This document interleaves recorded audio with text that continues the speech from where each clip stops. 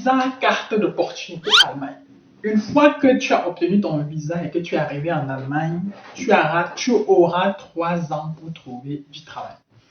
Comment est-ce qu'on fait pour trouver du travail en Allemagne? Quels sont les domaines qui recrutent beaucoup plus simplement? Pourquoi est-ce que certaines personnes ont ou auront des difficultés à trouver du travail? Dans cette vidéo, je m'en vais partager avec toi toute mon expérience et ce que je pense de ce qui va se passer, de ce qui pourrait se passer et de comment est-ce que tu pourrais faire peut-être envisager, peut-être mieux, pour peut-être, si je peux dire, trouver des solutions par rapport à ton profil, par rapport à ta situation.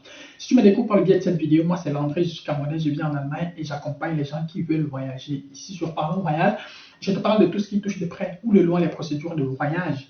Et donc, si tu as besoin d'accompagnement dans le cadre de ta procédure, de résidence permanente, de carte d'opportunité Allemagne, ou bien même si tu es déjà en Allemagne et que tu as du mal à t'en sortir, tu peux également aussi me contacter.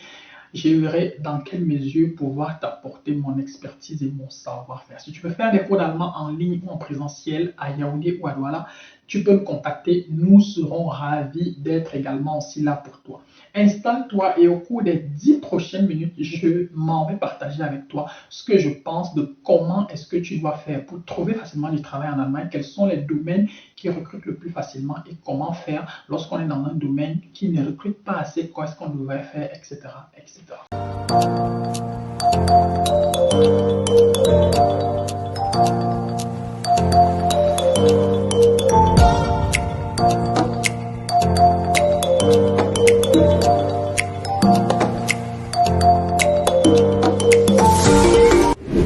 Alors, les secteurs qui recrutent le plus facilement sont des secteurs clés, hein. La santé, la tech, la construction, ce sont les domaines qui recrutent le plus facilement.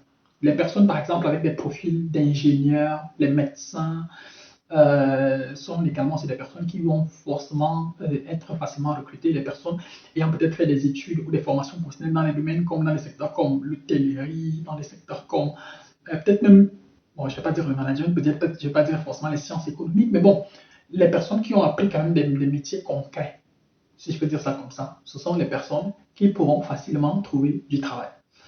Ce sont les personnes qui pourront facilement trouver du travail, tout simplement parce que ce sont des secteurs où la demande elle est forte, la demande elle est là. Et puis, ça donne également aussi beaucoup plus de flexibilité de se dire, OK, moi je veux travailler dans tel secteur, moi je veux travailler dans telle zone, je veux plus ou moins peut-être aller vers le nord, je vais aller vers le sud, je vais rester autour de Stuttgart, je vais rester à Francfort, etc., etc. Et donc, du coup, tout ça donne assez de flexibilité et assez de possibilités. Et sur la base de cela, on peut plus ou moins se dire que dans ces domaines, si jamais tu as un diplôme dans ce domaine-là, ça peut beaucoup plus aller un peu plus facilement avec toi. Ou alors ça peut aller beaucoup moins, ça peut aller beaucoup moins facilement avec toi, etc., etc. Donc, ça, c'est déjà les domaines qui recrutent facilement. Maintenant, si tu as un diplôme dans l'un de ces domaines-là, ça ne va pas forcément dire que ton travail t'attendra les bras ouverts quand tu vas arriver en Allemagne. Non. Ça va également se dire que tu dois remplir les conditions qu'il y aura dans ce domaine-là pour pouvoir travailler. Si tu es par exemple infirmier et que tu arrives en Allemagne sans niveau de langue et que tu vas devoir travailler avec ton diplôme d'infirmier ou d'infirmière en Allemagne, première chose, c'est que tu vas devoir faire des cours d'allemand, minimum jusqu'au niveau B2. Et à partir du moment où tu auras minimum le B1, à partir du moment où tu auras le B1 ou alors dans le meilleur des cas le B2, tu pourras engager ta procédure d'équivalence et avec la décision qui sera prise par le service des équivalences, tu pourras maintenant dire que bon, on pourra maintenant savoir si tu dois travailler ou pas, ou alors si tu dois d'abord boucler ton équivalence ou pas. Mais quel que soit X, tu devras d'abord remplir un certain nombre de conditions pour prétendre pouvoir travailler dans ton domaine. Si tu as un diplôme, par exemple, comme un diplôme d'ingénieur qui n'aura peut-être pas nécessairement besoin d'être reconnu et qui sera peut-être directement reconnu comme un diplôme équivalent, ça peut être un peu plus facile pour toi de dire que tu vas trouver du travail quelque part et pouvoir commencer à travailler. Donc, quel que soit X, d'un secteur à un autre, d'un profil à un autre, les exigences ne seront pas les mêmes, la procédure ne sera pas la même, les besoins ne seront pas les mêmes. Tout dépend des besoins spécifiques de chacun. Et c'est à partir de là, par exemple, les personnes que nous accompagnons, qu'on essaye du mieux que possible de leur dire que, OK, on peut faire comme ça, on peut faire comme ça, on peut faire comme ça, parce que. Donc ça, c'est déjà ça, première chose. Maintenant, une fois que j'ai dit cela, je vais maintenant beaucoup plus m'attarder sur les personnes avec des profils théoriques, si je peux dire ça comme ça.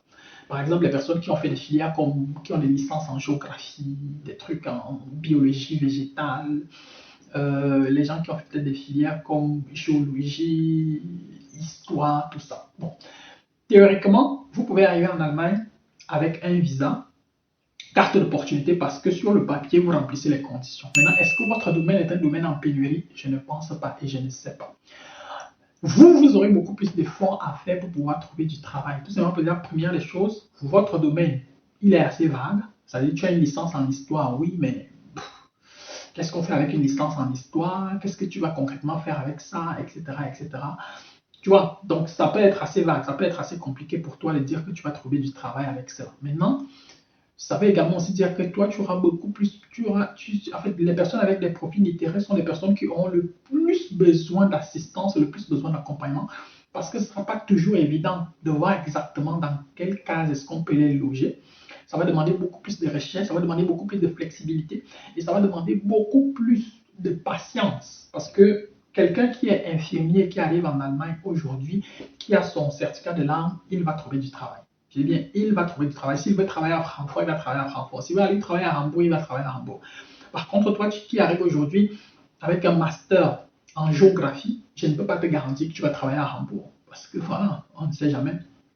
Maintenant, en fonction de ce que toi-même tu veux faire, en fonction de ce que tu es capable de faire, en fonction de ce que tu as déjà fait jusqu'ici, il va falloir qu'on trouve des solutions. Parmi les solutions, peut-être il va falloir qu'on passe par des stages, peut-être il va falloir qu'on passe peut-être par des petits trucs comme des bénévolats, peut-être il va falloir qu'on passe peut-être, bref, il peut arriver en fonction de l'accompagnement, de la stratégie que nous allons mettre sur pied, de définir un ensemble d'actions qu'il faudra absolument mener pour essayer d'abord d'optimiser ton dossier pendant peut-être minimum 1 an.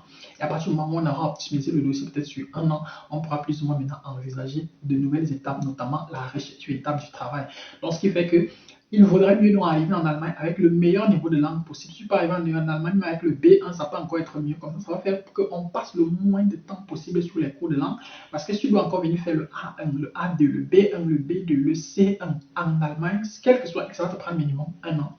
Peut-être pendant ces 1 an-là, on peut également aussi commencer progressivement à travailler déjà sur ton profil, travailler à essayer d'optimiser ce qu'il y aura à optimiser, de telle sorte qu'une fois que ton certificat de langue est disponible, qu'on passe peut-être encore le moins de temps possible à essayer d'optimiser le dossier. Et que bon, quel que soit X, lorsqu'on va entamer la fin de la deuxième moitié de la deuxième année, qu'on soit déjà véritablement dans la recherche du travail en soi. C'est-à-dire au plus tard, dans le pire des cas, à l'entame de la troisième année, on doit déjà être dans la recherche du travail.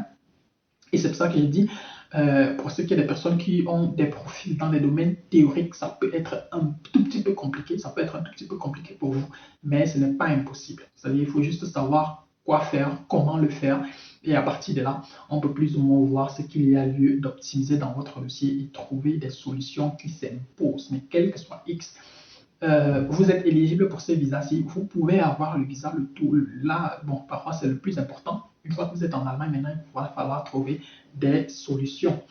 Et comme je dis toujours, voilà, ensemble, on trouve toujours des solutions. Hein. Il y a toujours des solutions, il y a toujours des choses qui sont envisageables. Maintenant, tout dépend de ce que vous voulez, de ce que vous pouvez vous permettre. En termes de sacrifices, en termes, bon, quand je parle de sacrifices, ça ne veut pas forcément dire que vous allez tuer quelqu'un, non. Ça veut juste dire que voilà, ce que vous êtes, où vous êtes obligé, ce que vous êtes prêt à concéder, peut-être ce qu'il faut falloir, est-ce qu'il va falloir reculer pour peut-être mieux sauter plus tard? Est-ce que tout ça là va forcément entrer en jeu et ça va permettre d'essayer de comprendre ce qu'il y a lieu de faire et d'envisager des solutions. Donc, en gros, voilà plus ou moins ce que je voulais partager avec toi dans cette vidéo comme petite expérience. Comme je dis, c'est difficile dans une vidéo comme celle-ci de véritablement dire que voici ce qu'il faudra faire parce que une personne qui a une licence en histoire n'aura pas les mêmes besoins qu'une personne qui a une licence en allemand. N'aura pas les mêmes besoins qu'une personne qui a une licence en biologie végétale parce que les profils seront différents, les besoins seront différents. Les besoins d'un médecin ne seront pas forcément les besoins d'un ingénieur parce que justement le domaine est différent, les exigences ne sont pas les mêmes, la procédure n'est pas la même, etc. etc.